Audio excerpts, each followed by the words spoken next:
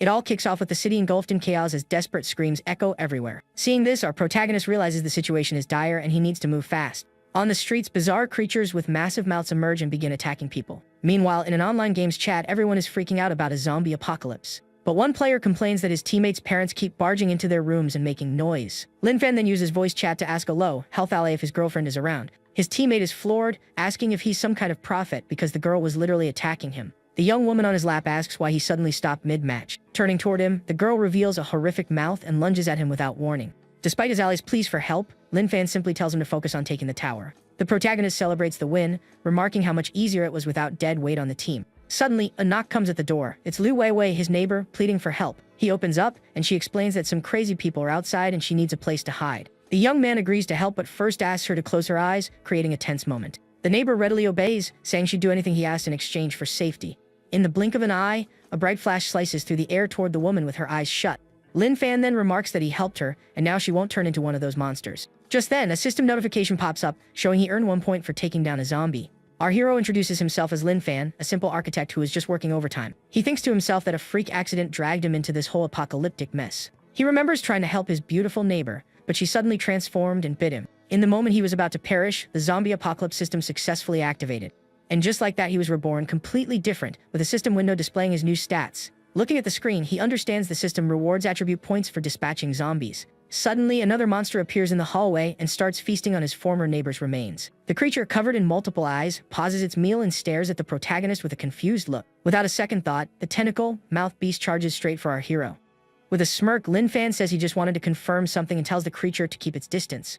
With a single strike, he defeats the foe and receives another system point for the elimination. His next move is to lock and barricade all doors and windows to avoid attracting more of the undead. Sometime later, exhausted and surrounded by fallen figures, he says not to worry, he'll help them all. But he notices something odd and wonders why Weiwei's body isn't reanimating like the others. It dawns on him that she might have been bitten beforehand, which he figures will be a problem. The protagonist complains that the smell is going to be awful, and it'd be a headache if he were seen with them. To solve this, he ties up all the neighbors he found along the way, preventing any future trouble.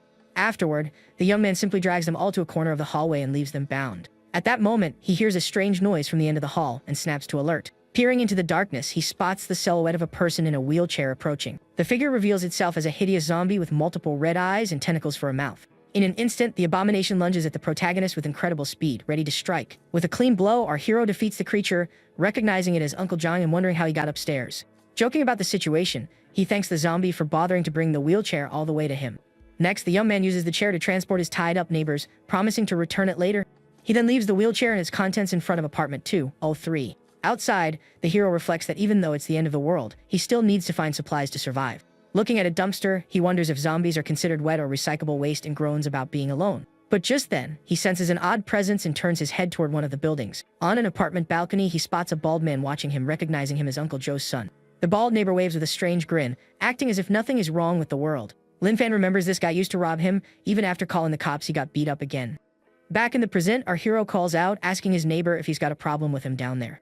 The bald man is startled by the kid's nerve to shout so loudly, thinking he has no fear of attracting zombies. But then he figures it's a good thing the kid is an idiot, as it will make him easier to manipulate. The man holds up a sign, asking Lin Fan to fetch food and drinks and bring them to his door. With a calm expression, the protagonist flatly refuses to follow his neighbor's demand. This infuriates the bald man, who curses the kid for not obeying his instructions. He calms down and writes that if the boy helps, he'll take him to a secret base he knows about.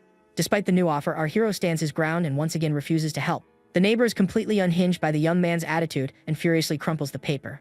He then screams that if the kid wants to perish so badly, he'll grant his wish and starts throwing things at him. The objects hurled by the bald man shatter on the ground, but the protagonist remains unfazed. The commotion attracts several zombies, which swarm toward the still unflustered young man. Watching the scene unfold, the bald neighbor laughs and taunts the boy, assuming he's too scared to run. But without hesitation, our hero dispatches one of the monsters with a single blow, earning another point. A system notification immediately pops up, confirming the elimination and the point awarded. Observing this, the bald man is stunned by the kid's strength and can't process what just happened. He then points out there's still one zombie left, sneering that idiots who challenge him deserve what they get. The protagonist agrees that one remains and reveals he's hoisting a zombie onto his shoulders. With all his might, he hurls the creature directly at his neighbor's balcony. The bald man panics, watching the monster fly toward him and screaming about what the kid is doing. The creature lands right on top of the man, attacking him mercilessly on his apartment balcony. As the screams fade, our protagonist grabs a bicycle and rides off alone into the dark street. He reaches a supermarket, and a new system notification appears, granting him 1 more point. More point notifications pop up as he deals with the infected inside the store. Inside, he playfully deals with the zombie manager at the register and gathers all the supplies he needs. With his bike and provisions, he plans to find a safe spot to farm and get better gear. Suddenly, a loud noise grabs his attention, and a blinding light washes over his face. Looking back, the young man sees a bus barreling down the street and wonders where it came from. The vehicle's engine roar attracts a massive horde of zombies that sprints after it. The bus rapidly closes in on our hero, who raises a hand to signal the driver to stop. The intense headlights blind him for a second, triggering a painful memory from his past. In a car, a woman complains she can't stand the boy anymore and demands the driver get rid of him. In the back, the small child clutches his teddy bear and sobs, missing his mom. This infuriates the woman, who screams at the child, threatening him to make him stop.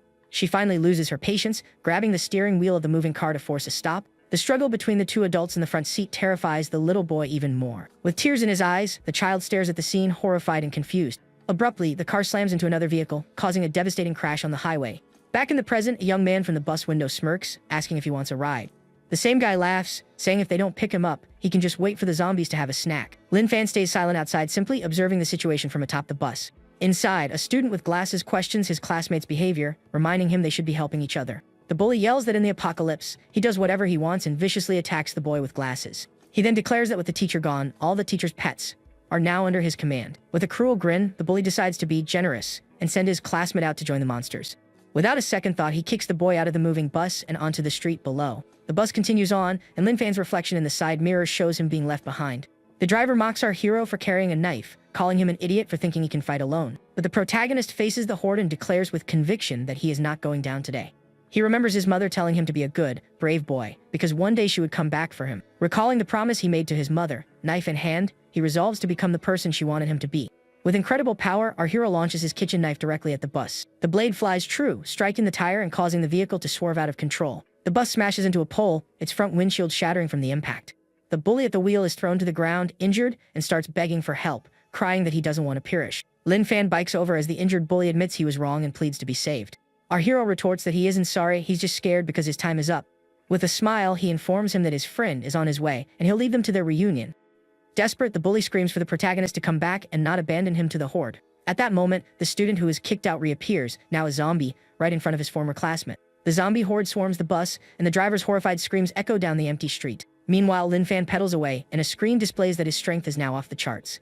Suddenly, a woman with a child calls out to him from a building window, asking him to wait. The young man stops and asks what she wants as she gestures to the hungry little girl beside her. At the apartment door, the woman falls to her knees, begging for just a little food for her daughter. The protagonist offers her 2 pumpkins and a winter melon, leaving the woman stunned by his generosity. As the woman tries to process this, Lin Fan's eyes lock onto an object inside her home. He spots a decorative sword hanging on the living room wall and takes an interest in it. The owner explains it's a replica from a game and offers him the sword for his protection. With a grin, the young man accepts the gift, and the woman adds that they have no use for it. He thanks her for the weapon and assures them he'll help if they ever need it, while the little girl thinks he's weird. Outside, the young man admires his new Frostmere replica, eager to try it out. At that moment, a woman with pink hair is flung from a building as someone shouts for her to perish. The woman hits the ground hard right in front of the protagonist, who is shocked by the sudden, brutal scene. Looking up, he spots a large man on a balcony, complaining that the woman dared to defy him. The brute lights a cigarette and grumbles about the waste, wondering when he'll find another like her. Our hero sees that the girl's body is covered in wounds and notices a look of pure despair and rage in her eyes. He then recalls that her expression is the same one his father had when his mother left. His eyes filled with anger, the protagonist glares at the man on the balcony and demands to know what he did. The big man gets angry, asking who dares speak to him, thinking he was the only one around. He then bellows that the building is his turf, and he can do whatever he wants with the women there. Sensing the danger, Lin Fan decides he must act to protect the mother and daughter who helped him. Cradling the woman in his arms, he prepares to head up to the 5th floor to confront the villain. The man scoffs at the boy for carrying a body, calling him a loser for caring about such things. In a threatening tone, he tells our hero to get lost or he will live to regret it. The villain retreats into his apartment, complaining about his bad luck running into idiots. He muses that before he never dared to touch women, but now in the apocalypse he can do as he pleases. Suddenly, knocking at his door interrupts his thoughts, startling him. Armed with a baseball bat, he approaches the door, wondering if a zombie is on the other side. The man complains that with zombies in the hall, it'll be harder to find more people to play with. Peeking through the peephole, the man comes face to face with the terrifying visage of the woman he'd attacked. He stumbles back in shock, completely baffled by what's on the other side of his door. Meanwhile, the protagonist is using the woman's limp arm to knock, try and get the villain to open up. The brute feels a wave of relief when he sees it's just the kid and tells him to scram before he gets hurt. With a wicked grin, he thinks that if he screams, the zombies will come and devour the boy alive. But before he can act, our hero shatters the security door with his bare hands. The villain is utterly shocked by the boy's power, wondering if he's even human. Inside the apartment, Lin Fan spots strange implements and realizes they were used to harm the woman. The big man roars in fury, demanding to know why the kid brought a body into his home. The protagonist, with a chilling gaze, declares he brought her to witness the price the villain is about to pay. Sometime later, our hero is dragging the gagged man through the streets toward a police station. The brute struggles and tries to scream, but the gag silences him completely. He then states that bringing a criminal to justice is the most normal thing in the world to do. The villain screams that it's an apocalypse, but the young man calmly replies that he's seen this in movies. Lin Fan calls him a fool for not knowing the difference between fiction and their grim reality. Arriving at the police station, the protagonist simply tosses the bound man inside the building. The brute groans in pain, wondered how the kid is strong enough to throw him like that. He then sneers, saying there's no one left to judge him because the world already ended. But with a sinister smile, the protagonist says he's mistaken. There is indeed someone here. Suddenly, dozens of red points of light appear in the darkness, and the villain stares in terror. The zombified police officers descend upon the villain as our hero says they still seek justice, even in undeath. The next day, a group in an armored car arrives at the Huang City Library for a mission. The driver, staying behind, tells his companions to be extremely careful in there. The group's leader, a woman in a business suit, instructs her men to focus on finding medical textbooks. Upon entering, one of the henchmen sighs in relief, commenting they were lucky there were no zombies. But their leader sharply halts their advance, sensing that something isn't right. Cautiously, she peeks through a crack in a door to ensure the path ahead is clear. One of her subordinates insists everything is fine, and she's just being overly paranoid. She ignores his comment and orders everyone to stop chattering and find the medical section. All at once, Lin Fan appears with a friendly smile and greets the stunned group. They jump back in shock, and one man points at him, thinking he's a talking zombie. Our protagonist clarifies that he's human, but the suspicious leader asks what he's doing here. Holding a book, he replies sarcastically that he's reading, since it is, after all, a library. A henchman whispers to his boss that the kid has a point, but she angrily tells him to shut it. Lin Fan says he doesn't want any trouble and politely asks them to keep their voices down. As he walks away, one of the men recognizes the hero's sword and mutters that the kid is completely insane. The leader then orders her men to stay quiet and avoid confronting him at all costs. She feels a dangerous aura from him and urges her team to grab the books so they can leave. The group quickly gets to work, scurrying the shelves for medical books. But the woman freezes once more, seeing the protagonist sitting calmly at a table, reading. The leader's suspicion boils over, and she directly asks him what he wants from them. Our hero explains that they need to properly check out any books they take, as they are public property. The group is flabbergasted, wondering what mental institution he escaped from. The woman asks if he has any clue what's happening outside, calling him completely delusional. Seated calmly, he replies that he's aware of the apocalypse, but otherwise things haven't changed much. The team leader still doubts his words, her face a mask of total disbelief. One of her men gets irritated, saying they should just mind their own business and go. Lin Fan agrees and introduces himself, offering to help if they run into danger on their way back. The group is left speechless by the strange offer, staring at him in utter confusion. After a quick thanks, they decide to flee as fast as possible, convinced he's dangerously unhinged. Alone in the library, our hero laments that they left so quickly without even exchanging names. He decides to focus on studying agriculture to become self-sufficient. Far away in an underground base, a scientist notes that cellular activity in the infected is on the rise. Another researcher asks if this means the monsters are evolving as they analyze a specimen. Two superiors discuss creating an antibody, but the virus is unlike anything they've ever encountered. One of them theorizes the zombies are actually the resurrected dead, living in a new form. Back at the complex, Lin Fan finds the perfect spot to start his community garden. With his sword sheathed on his back, he prepares to apply everything he learned from the books. The young man then shouts to the surrounding buildings, introducing himself and his plan to grow vegetables. But his shouts attract the attention of numerous zombies, who come sprinting in his direction. The undead are no match for him, however, and are easily dispatched one by one. With his sword drawn, the protagonist faces the horde without a shred of fear.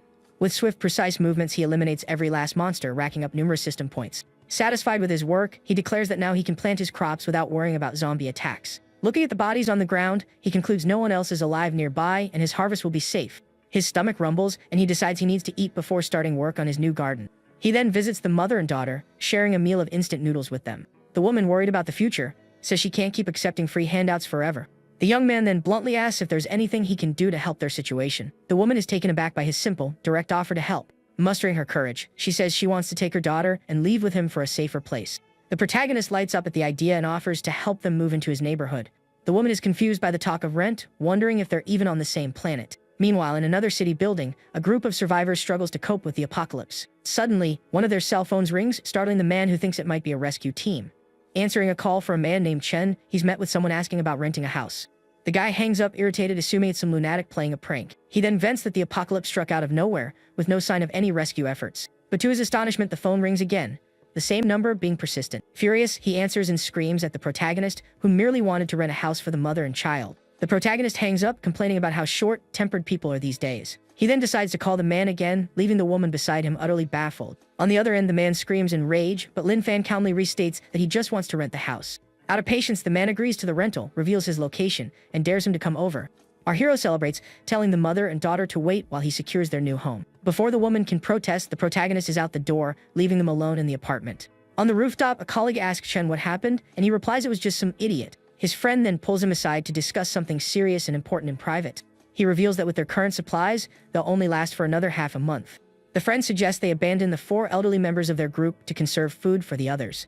With a sinister grin, he offers to handle the problem and also get rid of the other men. He also plans to dispose of the less attractive women, keeping only the prettiest for themselves. The two then leer at the women with malicious intent, agreeing to have some fun. Meanwhile, Lin Fan bikes through streets teeming with zombies, his stats showing an increase in stamina. From atop the building, the survivors spot the young man cycling calmly through the kiosk.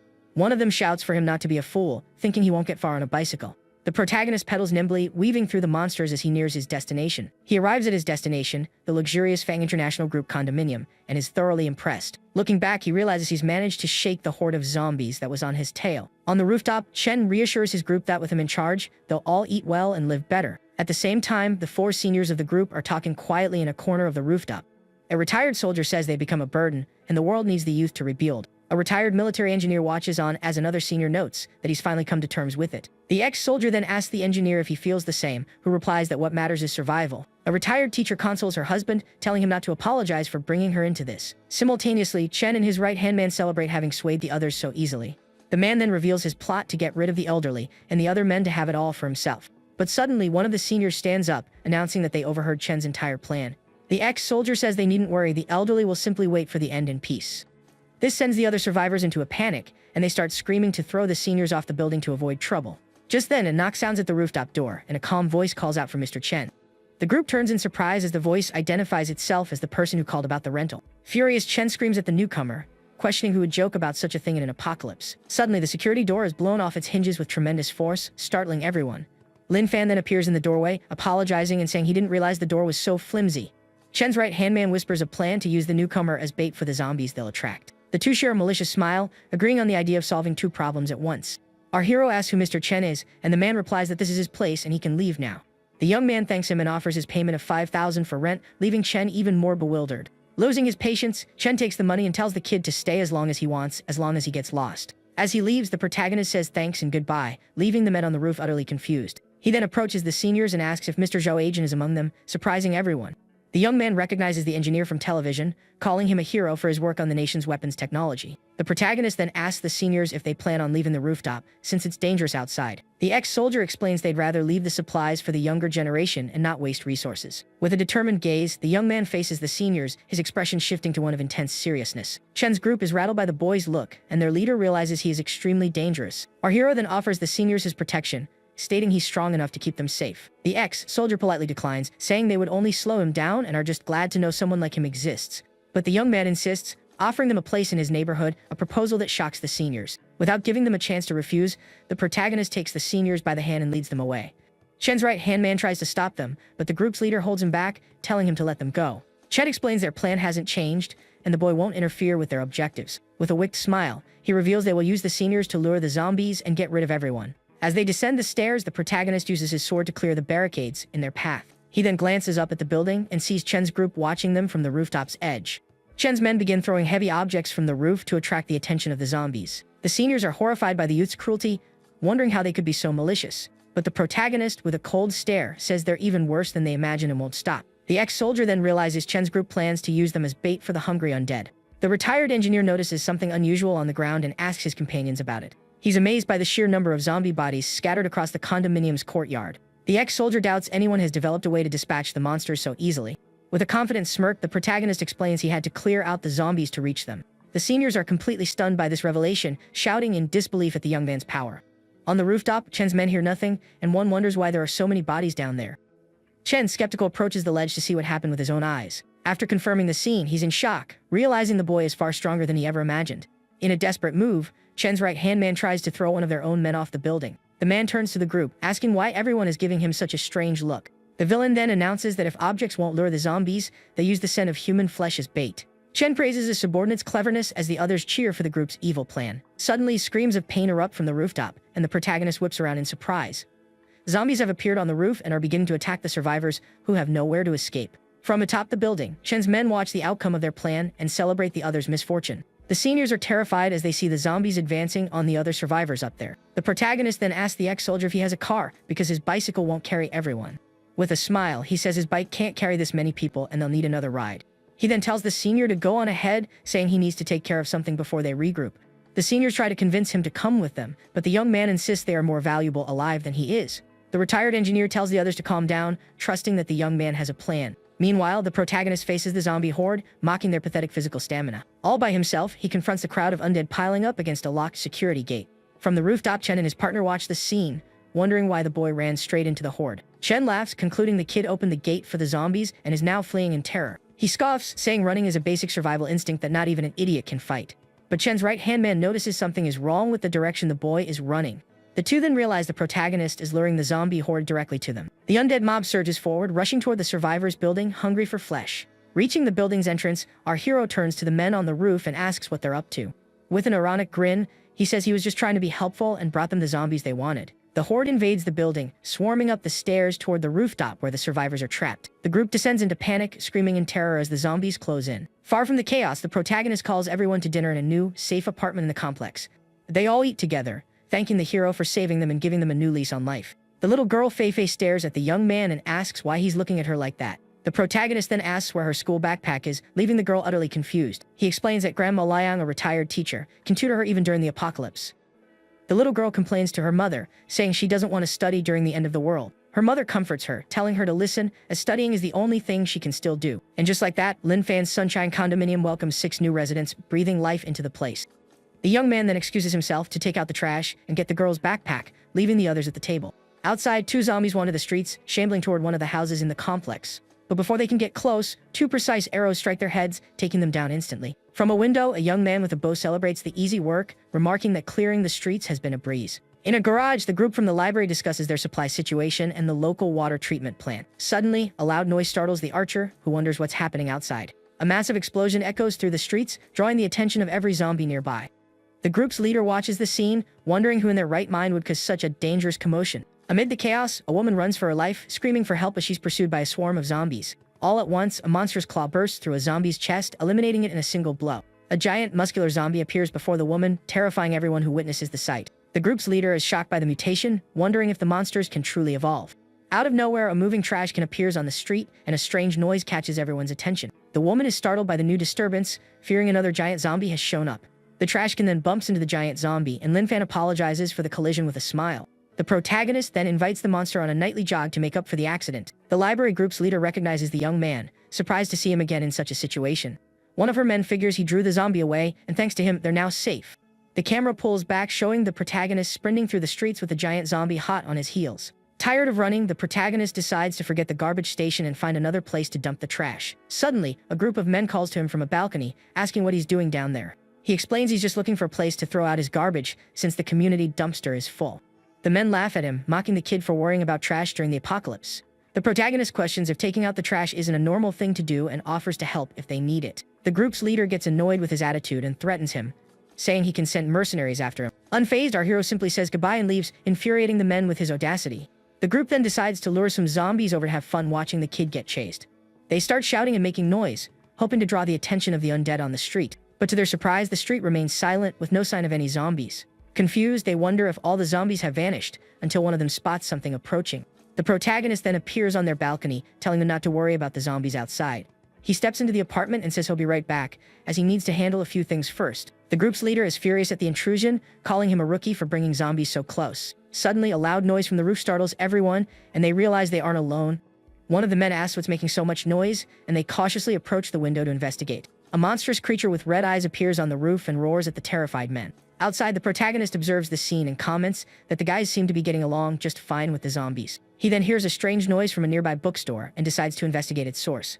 Approaching the shop, he hears what sounds like a baby's cry and enters to see what's going on. Climbing the bookstore stairs, he wonders if there could really be a baby all alone in here. Upon reaching the top, he's confronted by the sight of a woman with a rope around her neck. He then realizes the child is alive and wonders why the mother would make such a final, drastic choice. The protagonist concludes that the woman simply gave up on caring for her own child. Looking closer, he sees the woman is holding a crying infant in her arms. Gently, he takes the child and comforts it, promising to get them out of this situation. Next to the baby, he finds a diary and decides to read it to understand what happened here. In the diary, the mother explains there's no more food or rescue, and her time is running out. To avoid harming her child, she broke her own teeth and sealed her mouth with duct tape. She then says her final goodbyes, asking whoever finds her child to let him live, even if he's a burden.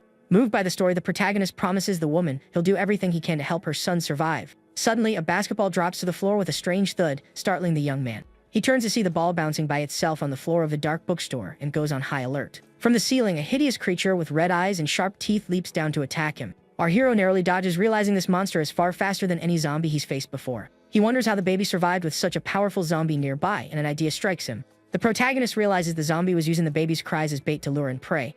The creature lunges again, but this time, the young man is ready for a fight and meets it head-on. With a clean strike from his sword, he defeats the evolved zombie, earning 3 points from the system. Holding the baby, he wonders what's going on, since the zombies he's encountered so far weren't intelligent. He concludes the zombie learned to use bait by reading books, proving that knowledge truly is power. Seizing the opportunity, he decides to grab some books and school supplies for little Wei Wei. Meanwhile, in an underground desert base, scientists are analyzing the advancements of the zombie infection. A scientist holds up a red crystal extracted from a mutant zombie's head and examines it. A military officer explains they found the crystal while examining the monster's unusual remains. The scientist then requests a full report on the creature to better understand the mutation. A soldier reports that the first sniper round hit the zombie's head but wasn't enough to stop it. Even with a headshot, the monster kept charging toward the base at high speed. The zombie was only finally taken down after multiple consecutive shots completely obliterated its head. The officer is stunned until now a single headshot was enough to eliminate any zombie. The scientist concludes that the zombies are evolving to become immune to headshots. He worries for the future, as their few remaining contact bases are becoming increasingly isolated. The officer then suggests an idea based on the zombie novels she used to read. She explains that in those books, humans defeat zombies to obtain crystals and evolve into superhumans. The scientist is completely baffled by the idea of using zombie novels as a basis for their research. Far away, a woman in an elegant dress looks out her window and is startled to see someone outside. She's shocked to see Lin Fan strolling calmly through the zombie-infested streets. The protagonist senses her gaze and turns in her direction, causing her to jump back in fear. The sweets influencer Sushi Axiao hides, terrified of being discovered by the young man. Outside, our hero realizes he's found yet another survivor amidst the apocalyptic chaos. Suddenly, he hears a car engine and turns to see what's happening on the street. A car screeches to a halt in front of a police station, and a group of men hastily jump out. The members of the Huang City gang prepare to enter the building, searching for something. The protagonist waves to the group, smelling the strong scent of blood on them even from a distance. One of the men is surprised to see someone alive and suggests they eliminate him to avoid complications. But their leader says they can't risk alerting the zombies, as they're on a mission for the boss. The driver stays in the car, planning to tie the kid to the bumper and let the zombies have him. Suddenly, Lin Fan appears at the car window with a chilling smile, staring at him up close. With an innocent grin, he asks what the group is up to and gives them a friendly greeting. The driver is spooked by his sudden appearance, wondering how the kid got there so fast. Outside, the other gang members are surprised to see the young man chatting with their driver. The man in the car plays it cool, asking if his companions found what the boss wanted. The group's leader confirms it, saying that with the guns they found, they're going to live comfortably. He then asks the protagonist how he survived all alone, and the young man explains his bizarre tactic. The man is completely baffled by the answer, wondering if he's misunderstanding something. Suddenly, the gang leader points a gun at our hero, threatening him to back off. With a mocking smile, he asks if the kid has any idea what he's holding. Lin Fan then correctly deduces the group broke into the police station to steal firearms and stares them down. The leader gets angry at the accusation, saying there's no such thing as theft in the apocalypse and that he's underestimating them. Before he can fire, the protagonist slices off his arm with a swift, precise motion of his sword. He sarcastically apologizes, saying he got so used to taking down zombies he forgot they were human. Another gang member points a gun at the young man, threatening him for attacking their leader. But before he can pull the trigger, the protagonist cuts his weapon clean in half with a single sword strike. The other gang members are horrified by the young man's speed and power, fearing for their lives. The sound of gunfire attracts the zombies, and the driver screams for his companions to get in the car. A horde of zombies surrounds the vehicle, and the gang members panic at the dangerous situation. The driver then speeds off, abandoning his companions to be devoured by the zombies. The deserted men scream in terror as the horde of undead closes in on them. Surrounded by zombies, they have nowhere to run and are mercilessly attacked by the hungry mob. The protagonist watches the scene, remarking that even the helpful citizens can't resist rushing in to assist. He then vaults over the men, declaring that justice may be slow, but in this world it never fails. With a final farewell, our hero abandons the gang members to their grim fate and walks away. One of the men screams for his companions to grab their guns, but it's already too late. The zombies devour them without mercy, their agonized screams echoing down the dark, empty street. From her window, the influencer Sushaxia watches the chaos, wondering what's going on. She laments the situation, assuming the young man who caused the commotion must have been devoured by now. All at once, Lin Fan appears at her window with a terrifying smile, startling her as he stares in. The woman is frightened by his appearance, wondering how he managed to get up to the 3rd floor.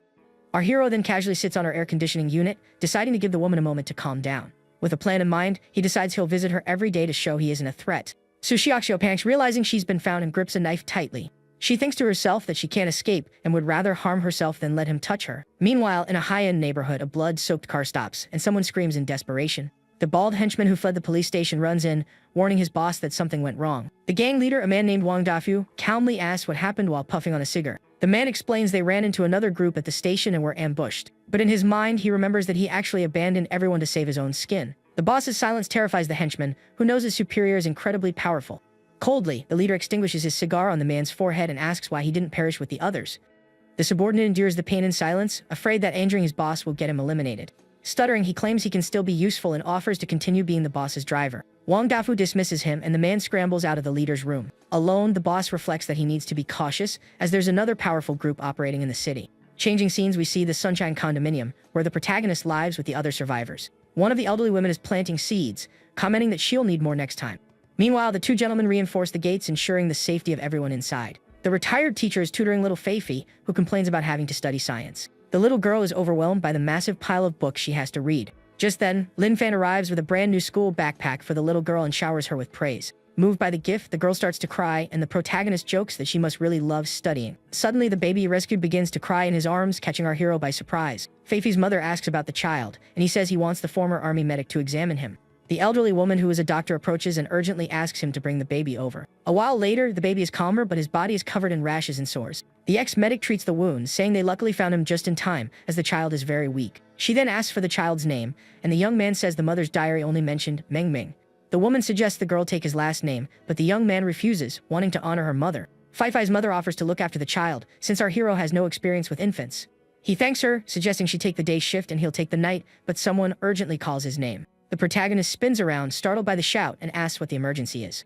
One of the seniors shouts desperately from the barricade, warning that the street is crawling with the undead. Shocked, our hero can't believe it, wondering how it's possible since he had cleared the whole area. He begins to suspect that perhaps the monsters have evolved and now possess some intelligence.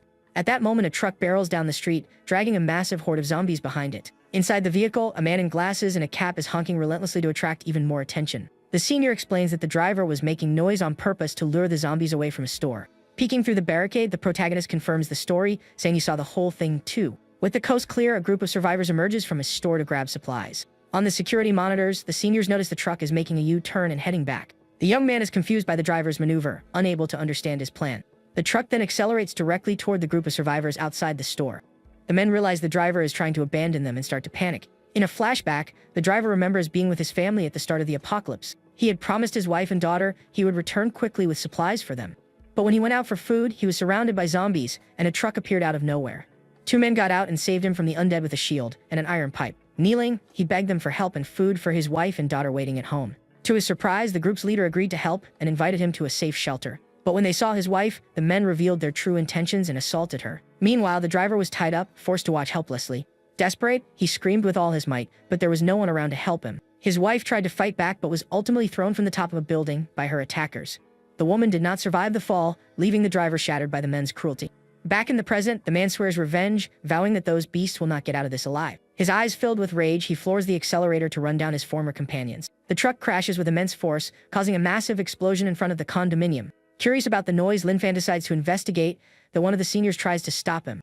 Amidst the wreckage, the driver is surrounded by zombies with no way to escape. Just then, the protagonist appears and tells the zombies to clear out and not cause any trouble. The undead stare at the young man, completely bewildered by his strange request. But the zombies ignore him, advancing and snarling toward our hero. Losing his patience, he remarks that good advice is lost on the doomed and dispatches a monster. The seniors watch on, one of them concluding the young man is a super soldier and the hope for humanity. Outside, the bodies of the driver's former allies are scattered among the debris. Back at the complex, the ex-medic examines the driver, reporting he only has a few scratches. She explains the airbag saved him and the blood was just a nosebleed, much to the young man's relief. Lin Fan then states that the mess outside needs cleaning, and the driver is the one responsible. The other survivors are speechless, finding his logic strange, yet somehow correct.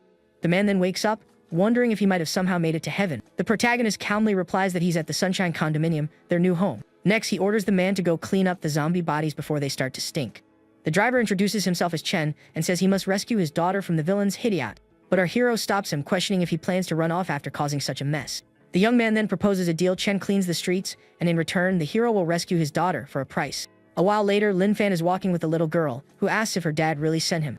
He confirms it, adding that her dad paid 100 yuan for the service, which confuses the little girl. From a window, the influencer Su Xiaoxiao is startled to see the young man has appeared yet again. She becomes irritated when she sees that this time, he's accompanied by an innocent little girl. The protagonist then looks up, noticing the woman in the window is watching him intently.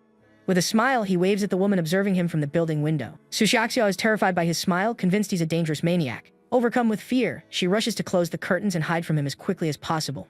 The woman cries, assuming he's kidnapped the little girl and lamenting her tragic fate. Our hero finds her reaction bizarre, wondering if the apocalypse has made her lose her mind. He decides to ignore her and advises the little girl to stay away from people with mental issues. Meanwhile, the library group drives down a deserted street and spots a horde of zombies. Suddenly, one of the men in the car recoils in shock at what he sees outside. The group's leader from the back seat asks her colleague what's going on. The man points to our hero and the little girl, strolling calmly down the other side of the street. The two are window shopping, and the protagonist offers the little girl a doll. The team leader worries, knowing that if the zombies spot them, they'll be in serious trouble. She tells the driver to honk the horn to lure the zombies away from the pair on the street. But instead of a horn, the group hears children's music, leaving them completely baffled. The protagonist and the girl have activated a singing toy cactus to attract the monsters. The sound of the children's music grabs the attention of every undead creature nearby. In response, a massive horde of zombies begins sprinting toward the noise they made. The monsters completely ignore the car, making a beeline for the shop where the boy and girl are. The man in the car complains that the young man outsmarted them and drew all the zombies to himself. The group in the car realizes they are now surrounded and in a very bad spot. Far away in a desert base, a scientist announces the test results from a zombie crystal. The scientist reveals the crystal's substance is unknown and asks about its stability. The other researcher replies that it's highly stable, with a protective layer as tough as skin. The head of research laments that even with their best equipment, they have no idea what the crystal does. He then asks if the other survivor bases have made any progress in acquiring these crystals. His assistant says no, and that they've concluded only special zombies possess the item. This worries the scientist, as it proves the monsters are evolving, making the future uncertain. Meanwhile, on a building rooftop, a young man with blue hair cheers that he's finally done it. He holds up a red crystal, declaring that just like in the novels, he got it from a zombie. With a malicious gleam in his eye, he plans to absorb the crystal to become stronger and rule the apocalypse. The young man then prepares to ingest the crystal and claim the power he so desperately craves. He shouts that he will become the king of the apocalypse and have any woman he desires. But a moment later, the young man is confused, as it seems nothing has happened to his body. Annoyed, he questions why the crystal is useless, contrary to what his books had promised. Suddenly, a sharp pain pierces his stomach, and he thinks the crystal is finally taking effect. The young man writhes in agony on the ground but believes that if he can endure it, a brilliant future awaits. Moments later, he begins to violently expel a large amount of blood from his mouth. Lying on the ground, he cries and screams that this can't be happening, unwilling to perish like this. And so, the ambitious man meets his tragic end, all alone on the roof of the abandoned building. Back at the Sunshine condominium, a father is reunited with his daughter, and they share an emotional embrace. Feifei's mother worries upon seeing Lin Fan covered in grime, but he assures her it's just zombie blood. The ex-soldier praises the young man's efficiency and tells the newcomer to pay up for the service. A bit embarrassed, the girl's father hands our hero a 100 yuan bill. Lin Fan takes the money with a smile, telling him not to worry about thanks, as it's his job. He explains the money was an advance payment, which shocks the newcomer that he actually accepted it. The man then whispers to the senior, asking if he doesn't find the situation a little strange. The gentleman explains that paying for services is the foundation of order, ensuring they have a future. Another senior adds that at first, they thought the protagonist was crazy, but now they understand his vision. The new resident is confused by the conversation, but feels that it all sounds very profound. Suddenly, the loud chime of a clock tower echoes across the city, capturing everyone's attention. The group recognizes the sound, deducing that someone repaired it to lure the zombies. One of the elderly couples praises the survivor's good deed, saying there is still hope. Meanwhile, numerous zombies with glowing red eyes are roaming the city streets. The bell attracts the attention of the undead horde, which runs toward the sound. Near the tower, the library group celebrates their leader's brilliant plan to use the bell. But the team leader warns that this distraction method won't work forever. She then urges her men on, saying they have only 2 minutes to grab the supplies. All at once, the group's car is lifted off the ground by a mysterious, powerful force. One of the men is terrified by this and screams for his leader to watch out. A giant, muscular green zombie appears and begins attacking the other monsters around it. The monstrous creature effortlessly hurls the smaller zombies aside to clear a path. The giant green monster then leaps with all its might toward the clock tower. With incredible agility, the creature begins to scale the building to reach the top. Arriving at the summit, the mutant zombie lets out a furious roar, ready to destroy everything in sight. Without hesitation, the monster punches the clock tower with immense force, obliterating it. The top of the tower explodes into fragments, and the clock is sent flying from the impact. Lying on the ground, the library group watches in shock, their plan completely ruined. The team's leader loses all hope, wondering if civilization can truly endure. At the condominium, one of the residents laments that the hope the bell brought vanished so quickly. But the ex-soldier insists they must not give up, because true hope still exists. He then explains to the protagonist that hope must be found and then shown to others. The gentleman continues his speech, saying a leader must unite everyone's strength to achieve victory. The protagonist is completely baffled and admits he didn't understand a single word the old man said. Realizing logic won't work, the senior decides he needs to speak in a language he'll understand. He then offers the young man a part-time job earning money by finding survivors. Our hero's eyes light up at the prospect of a job, and he accepts the offer instantly. Thrilled by the chance to earn money, he dashes off to begin his new mission. The senior's wife expresses her concern, but he reassures her the young man is so strong he hardly seems human. Look into the sky, the ex-soldier reflects that maybe, just maybe, Lin Fan is humanity's last hope. While walking, the protagonist suddenly feels something is off and stops in the middle of the street. A speeding car zips past him, and the young man is impressed by the cool-looking vehicle. From the car, a young man with purple hair invites him to join them so they can survive together. But our hero declines the offer, stating that he's working and already has a place to stay. The driver then floors the accelerator and speeds off, leaving the young man behind. Lin Fan simply watches the car disappear, unconcerned by the situation around him. The woman in the car asks if they're just going to leave him there, but the driver says he refused help. In the rearview mirror, he sees the young man alone and senses he could be a problem for their group. Suddenly, a horde of zombies appears, and the protagonist notices they're moving faster than before. He grumbles that he'll have to clear out the monsters to earn points and readies himself for a fight. With his sword in hand, our hero confronts the zombie horde, dispatching them with ease. Looking at the bodies on the ground, he concludes the monsters are evolving and becoming stronger. Suddenly, the protagonist whips around, sensing that something is not right in the area. He then spots Nzo-So's son in a building window, recognizing it as a plea for help. Inside the apartment, a woman named Su Wanwan is hiding, terrified of something outside. She remembers hearing her agent's voice at the door, but his younger brother was with him. Her agent's brother was looking at her with a strange intensity, and she knew he meant her harm. The woman cries at the thought of her situation, but she knows her intuition about the danger is correct. Outside in the hallway, a man calls out to her, asking if she's still not going to open up. A woman beside him complains about the man, calling him disgusting and noting his creepy smile. The young man is getting annoyed with the locked door and the woman's stubborn refusal to open it. He then mocks her for acting so innocent, saying that in the apocalypse, nobody is a saint. Suddenly, the man shushes the woman, saying he heard a noise from outside. His colleague asks if it's a zombie, but the young man says he doesn't know and they need to check. At that moment, a knock sounds on the door of apartment 1705, drawing their attention. Inside, Suwalwan cowers in fear, screaming for the person outside to stay away. She then gets angry, assuming it's the same creep from before, and bemoans her bad luck in this apocalypse. Outside, the protagonist hears the screams and wonders if the person inside is in trouble. With a determined look, he decides he can't just stand by. He has to do something. Without a second thought, our hero kicks down the security door with a single, precise blow. The woman is completely stunned by the young man's sudden appearance in her apartment. He tells her not to be nervous, but the woman, armed with a knife, is far from calm. With a smile, the protagonist recognizes her as a dance streamer he used to watch. But the woman panics, threatening to harm herself if he takes one more step toward her. She then remembers a movie she saw and realizes that horrific things can happen in real life too. The young man tries to explain, saying he saw her distress signal and came to help because it's his job. The woman is skeptical, questioning whether a normal human could kick down a security door. Seeing her doubt, our hero celebrates internally, realizing her defenses are starting to crumble. He decides he needs to press his advantage and convince her to trust him. The young man pulls out a flyer, recommending the Sunshine Condominium as a great place to relocate. He describes a community filled with good people, like retired doctors and engineers. And for the finishing touch, he mentions the outdoor gym and the garden they cultivated themselves. He then emphasizes the most important part: the rent is incredibly affordable for everyone. The woman is left speechless by the sales pitch, staring at him in utter confusion. With a smile, he realizes his plan worked and she has finally lowered her guard.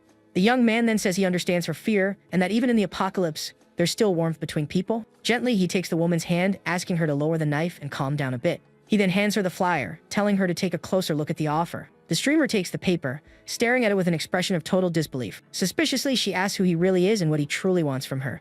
Our hero explains he's a real estate agent, and if she's not happy, he has other options she can see. He invites her to sit, celebrating that he's managed to get inside while she was still hesitant. The two sit down, and he shows her the floor plan for an apartment renting for $1,500 a month. He then remembers that the previous tenant was a young woman who passed on the very first day. The woman asks if he's in his right mind, and the young man, irritated, asks if she's insulting him. Before he can leave, she stops him and apologizes, saying she didn't mean to offend him. With a serious expression, the protagonist accepts her apology and looks at her intently. He then says he just wanted to check if she always acts so erratically, which makes her blush. The streamer apologizes again, insisting she didn't mean to insult him, and it was all a misunderstanding. The young man then poses a question: aren't the truly abnormal ones the people who've abandoned all rules and common sense? He says that people are the scariest thing out there, and he's just trying to follow the old rules. She agrees with his logic and decides she needs to leave, especially since her door is now broken. The protagonist asks if she'll rent the place, and the woman agrees, saying she believes everything he's told her. He then tells her to pack her bags, a sudden request that confuses her. In her mind, the streamer wonders if this guy is crazy for talking about money during the apocalypse. 10 minutes later, she emerges with her belongings, and our hero asks if she's really taking all of that. The woman confirms it and expresses concern for the other survivors on the floor below. As they descend the stairs, he assures her of his strength, and she scoffs, reminding him of her broken door. Upon reaching the lower floor, the man who had been harassing her suddenly appears before them. The woman is startled by the villain's appearance and quickly ducks behind our protagonist.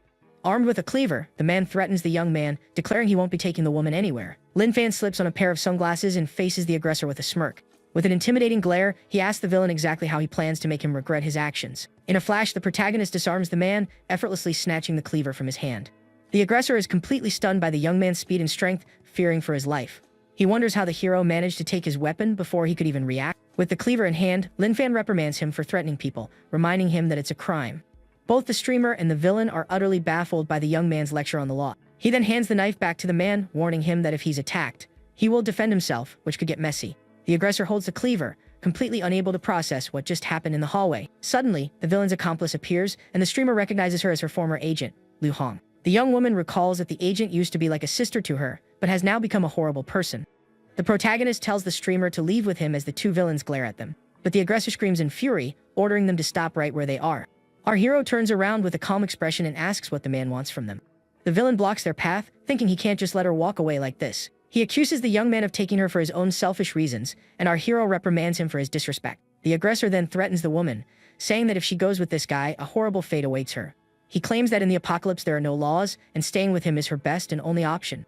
The streamer retorts that she'd rather face the end than be with him, and tells him to stop dreaming. The man becomes enraged, blaming the protagonist for ruining his plans with the woman. Furious, the villain lunges forward with the cleaver to attack our hero and end him once and for all. Seeing this, the streamer panics and screams for the protagonist to be careful. The agent watches, thinking this is the perfect chance for her brother to get rid of the guy. But effortlessly, our hero lands a solid kick on the aggressor, sending him flying. The man crashes through a glass door, which shatters on impact. With a cold look, the protagonist states that it wasn't his fault, it was purely self-defense. The woman is shocked by his strength, realizing he took down the villain in the blink of an eye. Unfazed by the situation, our hero simply motions for her to follow so they can be on their way. The agent rushes to her brother's aid, while the streamer follows the protagonist out of the building. On the stairs, she sees the bodies and asks if he eliminated them, and the young man replies it was in self-defense. The streamer is terrified by the scene, realizing the young man is far stronger than she had imagined. The woman asks him to confirm his job, and he repeats that he's just an employee. She stares at him, wondering if he's really just a common real estate agent. As they walk, he explains that his main job is being a security guard to maintain order. The streamer is shocked to learn he's a security guard and asks if he does deliveries too. Upon his confirmation, she bursts out laughing, realizing she's found a very powerful man. Our hero doesn't understand her laughter, laming that such a nice girl could be so foolish. When they arrive at the condominium, the ex-soldier greets him, saying he's finally getting the hang of things. The old man congratulates him for interacting with a pretty girl, which makes him blush. He then whispers in the young man's ear, advising him to enjoy life while he's still young. The gentleman jokes, imagining an elderly version of our hero unsuccessfully trying to flirt with a girl. In his imagination, the young woman turns him down, and old Lin Fan tries to win her over with his minimum wage salary. Back in the present, the protagonist yells at the old man, asking what on earth he's talking about. Just then, Fifey's mother calls the young man to come eat with the other residents. Our hero introduces the streamer to the cook and her daughter Fifey, who are on the balcony. The little girl compliments the newcomer's beauty, saying the protagonist must like her a lot. The streamer is flustered by the compliment and says that little Fifey is also very cute. Next, he introduces her to the network specialist and his daughter, as well as the 4 seniors. The elderly couple praises the new resident, commenting that the young man has excellent taste in women. Everyone then sits down to eat together, and Fifey's mother serves them all. The table is laden with a variety of delicious dishes for all the new residents. The streamer compliments the food, and the cook remarks that even in the apocalypse, it's a fine meal. The woman gets emotional, thinking that she made the right bet and our hero has brought her to paradise. The ex-soldier asks how she managed her water supply before, and she admits she's not sure. She explains the tap water seemed drinkable, and though she was scared, she drank it and was fine. Another resident is surprised as they had only been using the purified water the protagonist brought. The senior then reflects that the water from the treatment plant undergoes several processes to be purified. From this, he suspects there must be survivors at the plant keeping the treatment process operational. The other gentleman agrees, worrying that if their food supply runs out, they won't survive. The protagonist then announces he'll go check on the station, as he knows its exact location. The streamer expresses her concern, asking if it wouldn't be dangerous to go there alone. He reassures her, saying he's going anyway because maintaining clean water is crucial. Finishing his meal, the young man announces he's heading to the station and that he runs errands for 100 per trip. Excited by the opportunity, the other residents start placing their orders with our hero. The new resident asks if he's a super soldier, and the old man replies that she'll have to find out for herself. And so, the protagonist departs on his new mission, heading toward the water treatment plant. Inside, a bald man layman's having to live alone amidst filth and garbage. The station's administrator, Wong Kai, is exhausted and appears extremely weak. He then confides in his dog, saying he doesn't think he can hold on for much longer. Desperate, the man says he's just an ordinary person and simply can't continue anymore. But he thinks of the other survivors and resolves to keep fighting so they can have water. Suddenly, the dog dashes out of the room and begins to hum a cheerful tune. The ringtone of a cell phone strapped to the dog attracts a horde of zombies, which chase it through the station. From the doorway, the administrator watches the scene, lamenting his lack of food and strength. He then draws inspiration from the dog's courage, deciding he can't give up so easily. The dog continues to run with the cell phone ringing, luring all the zombies in the station. But suddenly, the dog stops and growls, sensing a strange and dangerous presence nearby. A speed-type evolved zombie appears before it with a hungry and menacing look. The creature then begins to chase the dog, which runs for its life to avoid being devoured. With nowhere to run, the dog cowers in a corner, terrified of the approaching monster. At that moment, the protagonist arrives on his bicycle, finding the evolved zombie quite odd. He then waves at the monster and greets it in a friendly manner, as if nothing is wrong. The zombie is confused by the young man's behavior and lunges to attack him with its sharp claws. Our hero dodges, asking the creature not to be so hasty, as he doesn't want to fight. He then warns that if he's attacked, he will fight back, and it might not end well for the monster. With a single swipe of his sword, he eliminates the zombie, earning 3 system points for the victory. A glowing red crystal then materializes from the monster's vanquished body on the station floor. The protagonist scolds the zombie's remains, saying he warned it not to attack him so casually. The dog approaches our hero and barks, as if thanking him for the help. The young man pets the dog and asks it to lead him to the other survivors.